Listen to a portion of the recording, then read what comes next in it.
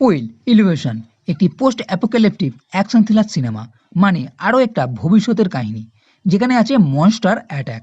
সিনেমার প্রথম সিনটা মোটামুটি ভালো, যখন একটি ছেলে ভয়ে জঙ্গলের মধ্যে দিয়ে দৌড়চ্ছে, কিন্তু এর পর থেকে সিনেমা আমার খুবই স্লো বলে মনে হয়েছে। সিনেমাতে একটা গল্প দেখানোর চেষ্টা করা হয়েছে, আর মনস্টারের যে অ্যাটাক সেটা নিঃসন্দেহে ভালো বলতে হবে।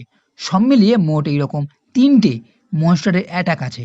জঙ্গলের মধ্যে যে প্রথম অ্যাটাক আছে সেটা বেশ ভালো, এরপর এক মাইনে, ও পরে আবার হসপিটালে গেলে সেখান থেকে জঙ্গলে, সবকটিই দুর্দান্ত।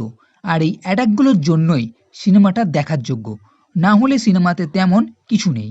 অনেক সময় একটু বোর ফিল হতে পারে। যারা নতুন সিনেমা দেখতে পছন্দ করে, বিশেষত মনস্টারওয়ালা, তারা সিনেমাটা দেখে নিতে পারে। সিনেমার যে মনস্টার আছে এবং ভিএফএক্স সেগুলোও বেশ ভালো। এখানে পৃথিবীতে একটা সময় মনস্টার মানে এলিয়েন কবজা করে নিয়েছে, কিন্তু তারা সমুদ্রতল থেকে ৮,০০০ মিটার উচ্চতা পর্যন্তই থাকে, মানে তারা পাহাড়ে যায় না। এক নির্দিষ্ট উচ্চতার পর থেকে তারা আর এগোয় না, যার ফলে ৮,০০০ মিটারের পর অবশিষ্ট কিছু মানুষ বসতি স্থাপন করে আছে। সেরকমই মেন চরিত্র উইল তার ছেলে হান্টারের সঙ্গে থাকে, যার ফুসফুসের সমস্যা, অক্সিজেন কিটের প্রয়োজন, যার জন্য তাকে যেতে হবে পাহাড়ের নিচে।